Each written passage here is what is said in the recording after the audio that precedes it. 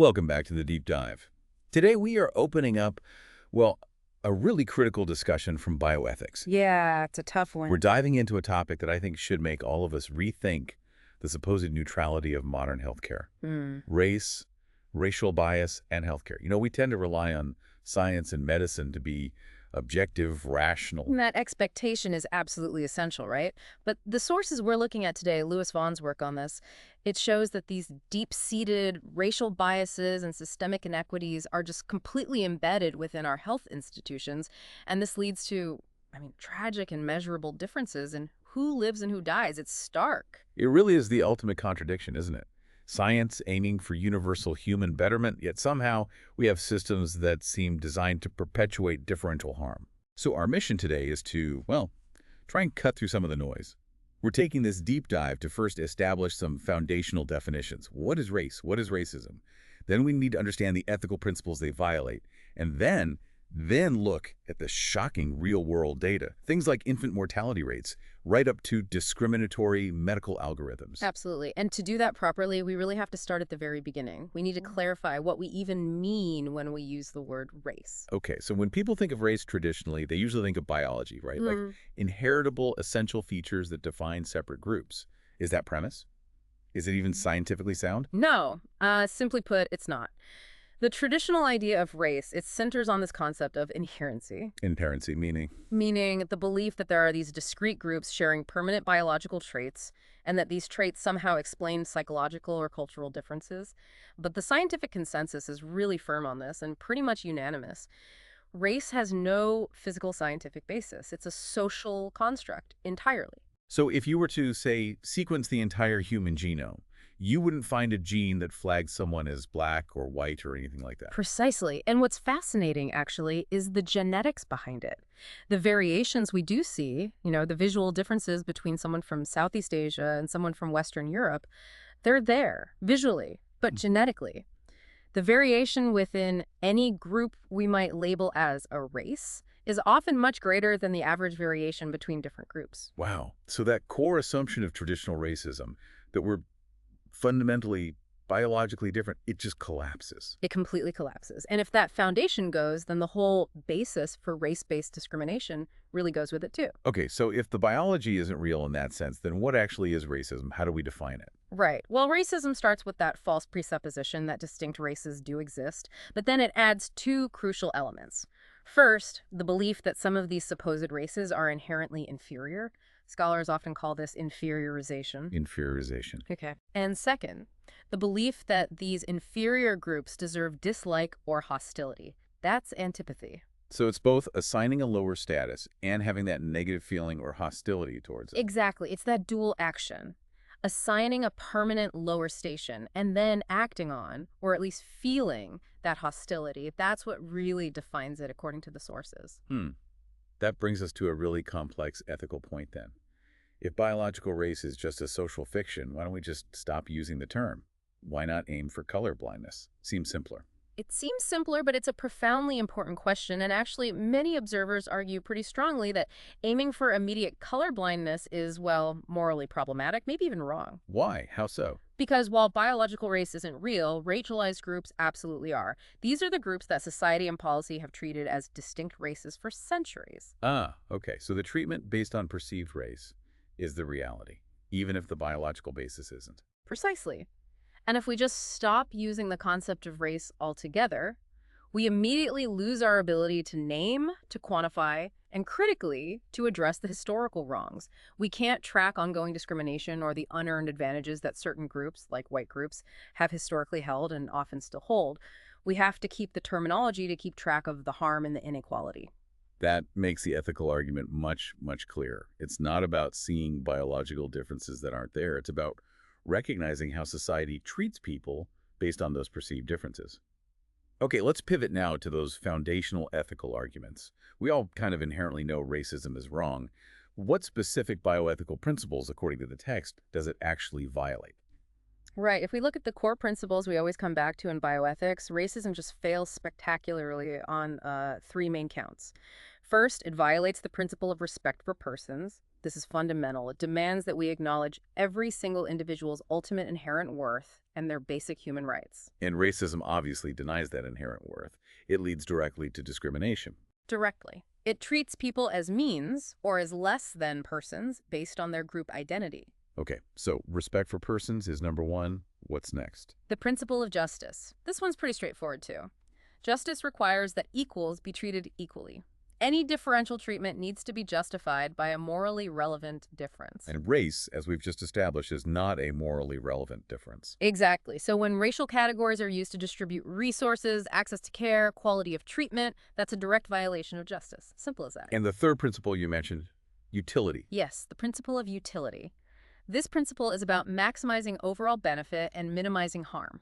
Racism, pretty clearly, produces immense demonstrable harm and suffering. And this is an abstract harm, right? We're talking measurable things. Absolutely measurable. Higher disease rates, shorter lifespans, the psychological burden of chronic stress. The list goes on. It creates a massive net harm. That failure to maximize good over bad, benefit over harm, is the violation of utility. That ethical breakdown is really helpful. It shows the moral cost clearly. But we need to distinguish, I think, between individual acts of prejudice, like someone shouting a slur, and this deeper, more systemic problem. What's the difference between individual and structural racism? That's a crucial distinction. Individual racism is, like you said, easier to spot. It's person-to-person discrimination, overt intolerance, maybe explicit bias. Structural or institutional racism, on the other hand, is far more pervasive. And often it's kind of unseen, or at least less obvious. How does it work then? It's the unequal treatment that results from the way organizations, institutions, social systems operate. It happens through policies, practices, procedures that might even look neutral on the surface. And here's the kicker. It can persist even if the individuals within that system aren't personally prejudiced or explicitly trying to discriminate. The system itself becomes the bias machine. The system itself is the bias machine. That's a powerful way to put it. And we can actually see the output of this machine in the huge socioeconomic inequalities that scholars like Eduardo Bonilla Silva point out. Let's talk about that wealth gap for a second. Yeah, the wealth gap statistics are just stunning. They're a really direct measure of this kind of structural failure over time. The sources we looked at show that back in 2016, the typical Black household had wealth around, what was it, $13,000, compared to nearly $150,000 for a typical white household. That's more than a tenfold difference. That's staggering. It is. And the crucial thing to understand is that this massive difference isn't an accident. It didn't just happen. It was manufactured, deliberately or not, over decades by racist policies. And a key historical mechanism for this sort of multi-generational theft, was redlining. Can you walk us through how that specific policy worked? It's such a clear example. Redlining is, probably the perfect illustration of structural racism in action. So, back in the 1930s, you have the Federal Housing Administration, the FHA. This is the government body essentially ensuring home loans, making homeownership accessible. Right, a huge engine for wealth building after the war especially. Exactly. But the FHA created these underwriting manuals, and they explicitly stated that for neighborhoods to be considered stable and worthy of insured loans, the properties had to be occupied by the same social and racial classes. I actually wrote that down. They wrote it down. And they went further. They created maps for cities across the country and literally drew red lines around areas they deemed hazardous for lending. These were overwhelmingly Black communities, but also included other minority groups and immigrant neighborhoods. So, by refusing to back loans in these redlined areas, the FHA effectively choked off investment. Completely. It suppressed home values within those red lines. It prevented Black families and others in those areas from building generational wealth through home equity, which, as you said, is arguably the single largest source of wealth for most American families. While at the same time, they were actively subsidizing wealth accumulation for white families moving into newly developed, non-redlined, often suburban areas. It was government-sanctioned, institutionalized segregation and wealth stripping. It used the power of the federal government to define who could and couldn't participate in the massive post-war housing boom. And that connects racist policies from, 80, 90 years ago directly to the enormous wealth disparities we still see today. It's a long shadow. It really is. Okay, so it's easy to talk about abstract systems and historical policies, but where we really see the human cost is in the cold, hard data on health outcomes. What are some of the most alarming statistics the chapter highlights regarding health disparities? Well, I think the most tragic and maybe the most telling disparity mentioned is infant mortality. The numbers are just heartbreaking. What do the data show? In 2013, the infant mortality rate among African Americans was 11.1 deaths per 1,000 live births. For white infants, it was 5.06. More than double. More than double. And the text puts this in a global perspective that's really shocking. Yeah. If Black America were treated as a separate nation, its infant mortality rate would rank it 95th in the world, behind many, many developing nations. That number. Yeah. Yeah, that's the kind of statistic that just stops you cold. It Yeah. really underscores the scale of this systemic failure, doesn't it? It does. And beyond infant mortality, we see significant gaps in life expectancy, too. You know, African American males living, on average, several years less than white males. And higher death rates from major diseases. Yes, higher age-adjusted death rates for Black individuals from heart disease, from cancer, from diabetes. The list goes on. So what causes these disparities? Is it just poverty, lower socioeconomic status? Well, socioeconomic status, SES, definitely plays a role, no question. Lower income limits access to good care, healthy food, safe environments, etc. But the research presented is pretty clear. Structural racism itself is a major independent cause of these poor health outcomes. It's not just reducible to poverty. Okay, so how does structural racism directly impact health, separate from just income level?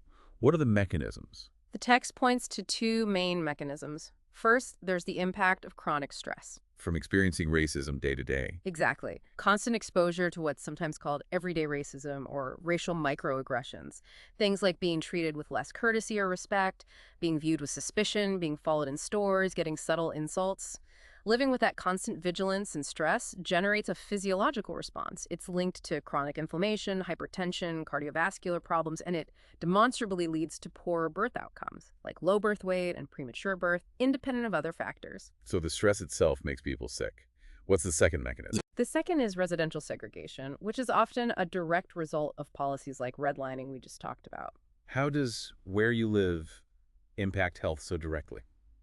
Well, segregated neighborhoods often have fewer high-quality healthcare providers. They might be food deserts with limited access to fresh, healthy food options. They can have higher levels of environmental hazards, pollution, lead paint, lack of green spaces. All of these things directly impact health outcomes for the people living there. Right.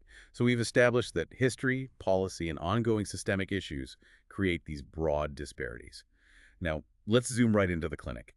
What happens when a patient actually interacts with the healthcare system today? The Institute of Medicine finding is pretty damning, isn't it?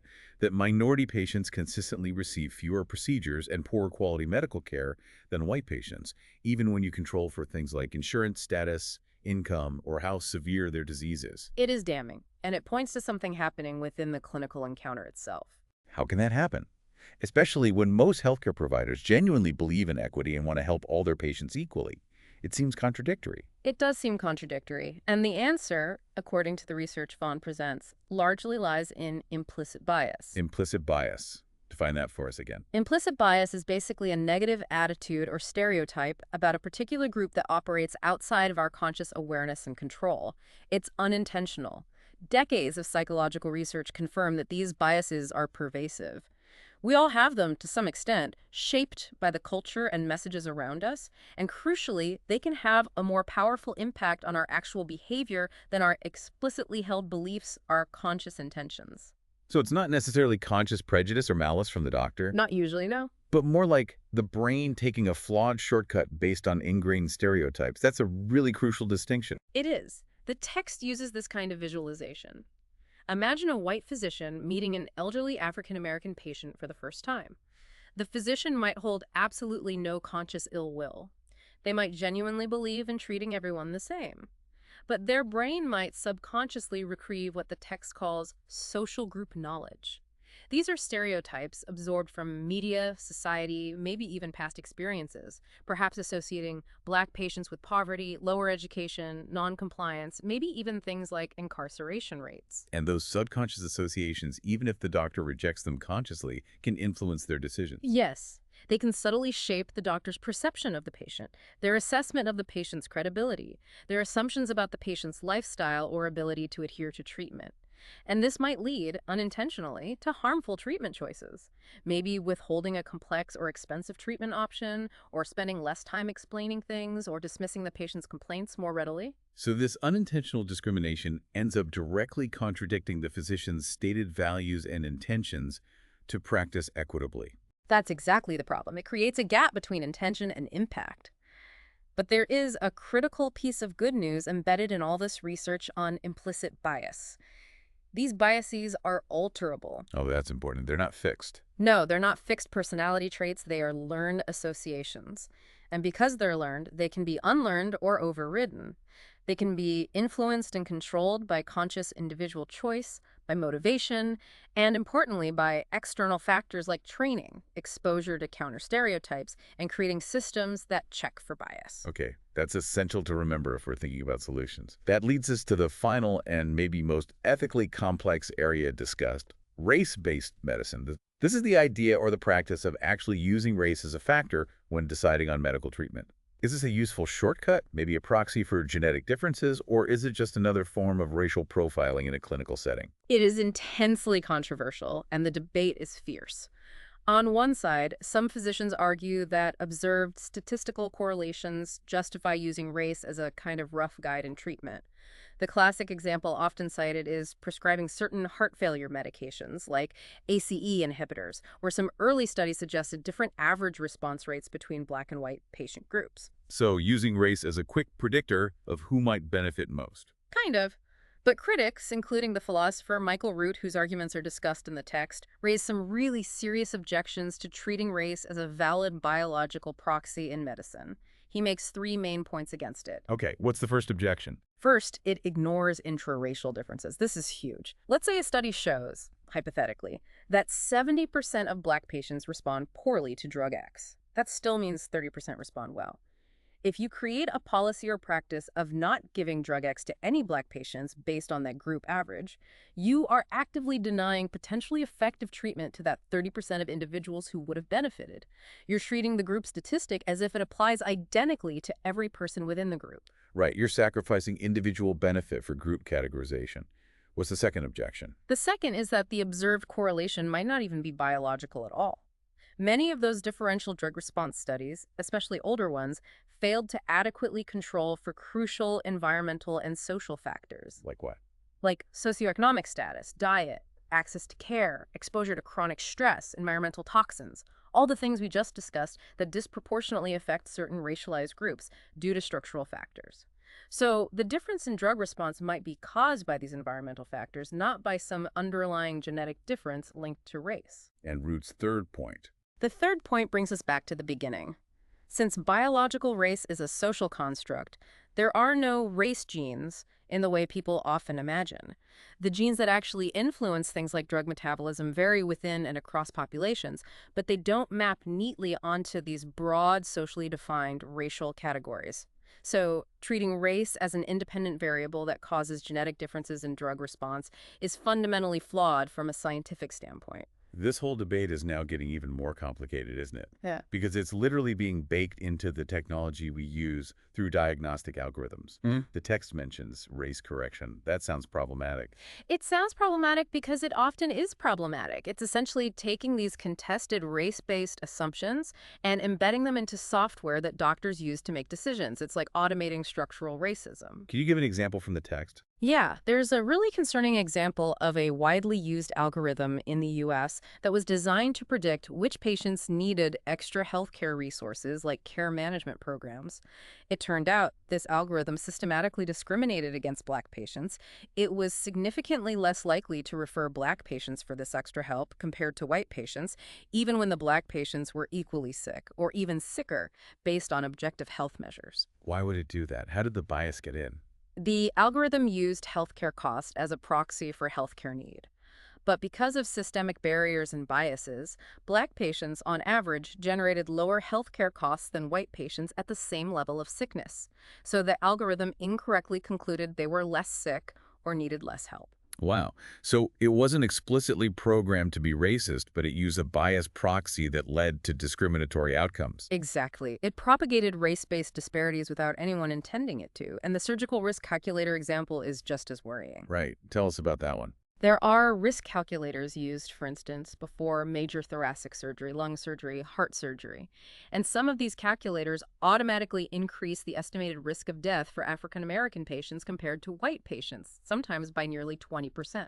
Based on what evidence? That's the problem. The adjustment is often made based on older observational data showing a correlation, but the actual mechanism for that supposed difference in risk is unknown. It might be due to underlying health conditions related to systemic disadvantage or differences in hospital quality, or even bias in how risk was measured in the first But place. the algorithm just applies the penalty anyway. It applies the penalty. And the potential result. It could wrongly steer Black patients or their doctors away from necessary, potentially life-saving surgery because their calculated risk looks artificially inflated. So when we embed these unexamined race-based assumptions into our technology, into our algorithms, we risk, as the text says, baking inequity right into the system for years to come. That's the profound danger, yes. Okay, so let's try to pull this all together. What does this deep dive really tell us? We've seen pretty clearly that race, biologically speaking, is a social construct. It's not rooted in genetics in the way people traditionally thought. Right. But despite that, the social reality of race, and specifically structural racism and implicit bias, has devastating real-world consequences. Consequences we can measure in massive, persistent health disparities. Things like infant mortality, life expectancy, rates of chronic disease. And these biases aren't just historical artifacts. They're operating right now, consciously or unconsciously, in individual interactions within institutional structures, and now even within the medical algorithms designed to help us. So the challenge moving forward is immense. It involves confronting these biases at every level, the structural, the unconscious personal biases, and these new algorithmic biases. It really does. And maybe we can leave you, the listener, with one final provocative thought that comes out of Michael Root's critique in this whole discussion. It highlights a real tension. If individual doctors might sometimes be able to use race-conscious clinical judgments based on imperfect population statistics in a way they believe benefits their specific patient in front of them, should the medical community as a whole, as a matter of policy, adopt a stance of strictly ignoring race in all treatment decisions? Hmm. What would be the effect of that? Well, such a policy might mean that some specific individuals are potentially worse off in the short term if a useful statistical correlation is ignored. But, the argument goes, maybe that policy is necessary to protect entire racialized groups from the much larger systemic harm caused by widespread racial profiling and algorithmic discrimination in medicine. A tension between individual optimization and preventing group harm. Exactly. Where should the balance lie? It's not an easy question. What stands out to you as you think through all this? That is definitely a powerful tension to consider. It gets to the heart of justice in healthcare, doesn't it? Thank you for joining us on this deep dive into the incredibly complex and vitally important intersection of bioethics and racial equity.